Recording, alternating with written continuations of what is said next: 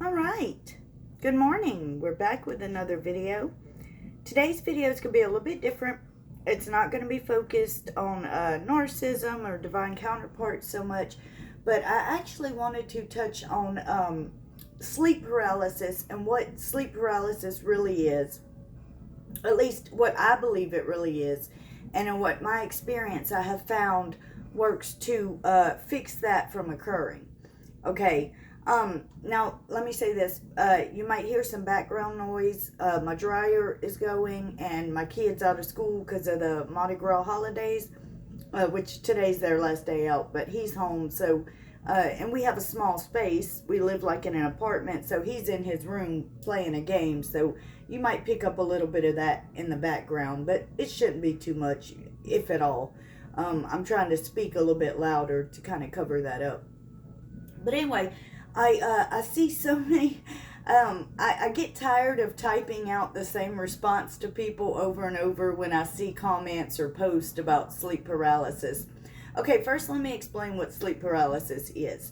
It's where you wake up and you're okay. You feel like you're awake, but you feel like you're not awake. But you feel like you can't move, you can't talk, you can't do anything. And you also have this overwhelming feeling of like foreboding. Like it feels, some people say it feels like, for me too, that's what it felt like, was something evil. A lot of people think it's like a demon in the room or they're being possessed by something or whatever, but it's actually none of those things. It's actually not a paranormal thing at all. It's actually more of a spiritual thing. And I'm going to explain why. But you can't talk, you can't move, you can't do anything for like a long time until finally something happens and then it's like you just kind of like go back to sleep, but you can remember the incident very clearly. At least I do for the most part. Okay. Now when I was young, it used to happen a lot. But because since I found out what it was and how to fix it, which I'm going to share with y'all, it rarely happens. I can count on one hand the number of times it's happened in my adulthood since I found out. I was in my early 20s when I found out what it was and how to fix it. And so I can count on one hand the number of times I've had it happen since then. But it's not a demon. It's not a ghost. You're not being possessed. What it actually is okay, when we go to sleep, believe it or not, our souls actually kind of leave our body and travel.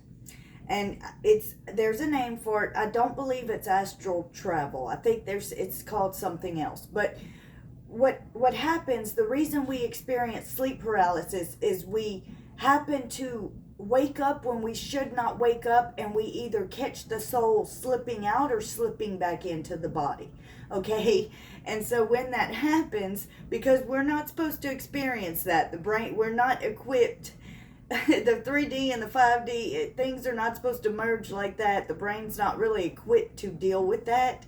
And so it just kind of goes into this primitive survival mode, and that's why you can't move. That's why it's really hard to explain, the process the brain takes on and why it does A, B, C, and D, and why we experience A, B, C, and D.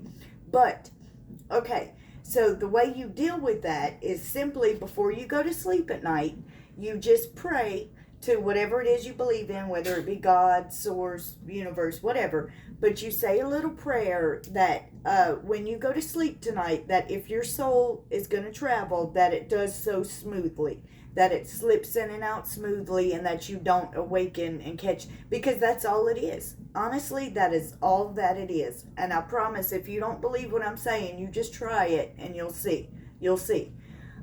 It really does work. And the few times I have had it occur, I just have to kind of remind myself of that. And I tend to try to pray it away because that's because it does feel so evil. But what it is now that I know what it is, like I said, I can count on one hand the number of times it's happened. It's been years since the last occurrence of it. Now watch, I'll say that it's gonna happen. I'm gonna have it again. But and some people say, I do know this, if you could focus on wiggling your toes, which they say you can still do, and I do believe that to kind of be true. then the rest of it'll send a signal to the brain to kind of wake the body up. But yeah, it's you pretty much were catching the soul slipping in or out. I think it's personally, in my experience, my intuition tells me the few times I've called it that I think in my case it's been slipping back in, because it's been like the early hours of the morning, you know, that kind of thing, or that's what it seems to be anyway. So yeah, that's all it is. It's not a demon. It's not any of that. It's just when we go to sleep at night, particularly if you're an old soul or what have you, I think it happens more to those than maybe not, you know, newer souls. But the soul will leave the body, so to speak, and go lottie fucking da, I guess. Go travel, go do whatever. And it slips in and out. And when we happen to catch that happening, when we happen to wake up, or we're not asleep all the way or whatever whilst it's happening, and we catch it, so to speak, that's when sleep paralysis occurs. And I guess for it to pass, the soul just has to finish slipping back in or out or whatever, which is why we tend to, I don't think I've ever like fully woken up after one of those incidents. It's weird. It's like, I just like go back into like this real heavy sleep afterwards and then wake up whenever, but I remember it very clearly, you know. I've never like had it happen and then wake up right after that, because I don't think we do, because I think, yeah, we go back to sleep for whatever to finish occurring or what have you. But anyway, yeah, I just kind of wanted to make a short video to get that out there, because it's really, to type that out, that takes a while, and I get tired of retyping and retype. So I said, you know what, I'm going to make a little video on it. And I'll title it what sleep paralysis really is. I'll hashtag the sleep paralysis so that maybe it'll get lumped in with videos about similar topics. And so maybe the range of this video will reach a little further than some of the other videos. You know, if you catch my drift. Or if someone types in, what is really sleep paralysis, whatever, they'll come across this. And hopefully it'll help somebody. I know it will help somebody, because like I said, when I found out what it was, and I found out what to do about it, and I began to do that, I began to pray before I'd go to sleep. Hey, if you're going to slip in or out tonight, just do so smoothly and peacefully and without disturbing me and waking me up. You know, I'd appreciate it, you know, that kind of thing. And it really does work. So, yeah. Let's see, where are we at time-wise? About 7 minutes. Okay, I figured it would go to about 10, but that's good. That's fine. I didn't want to make too long of a video anyway. I just kind of wanted this to be something short and to the point, and, you know, hopefully if someone needs to find it, they will, and, you know, all that jazz. So, excuse me. Wetting my whistle there. All right, I guess we'll go ahead and wrap it up. That's it. That's all. I hope somebody got something out of this. I hope it helps somebody. Yes, it's different than what I normally do, and that's fine. I like to do that sometimes. Sometimes I get tired of sticking with the same couple of topics, you know.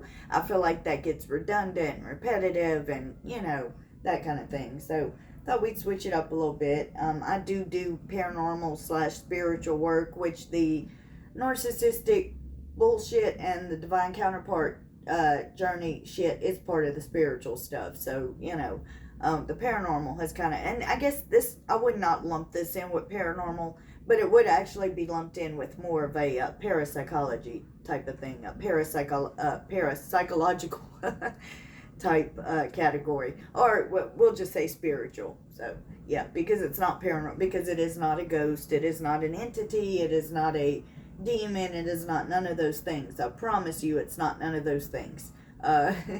You know, if that was the case, really, like, could you imagine? You know, but we're not gonna get into that. That's ridiculous. I promise it's not any of those things. You're not being possessed. It's not a demon.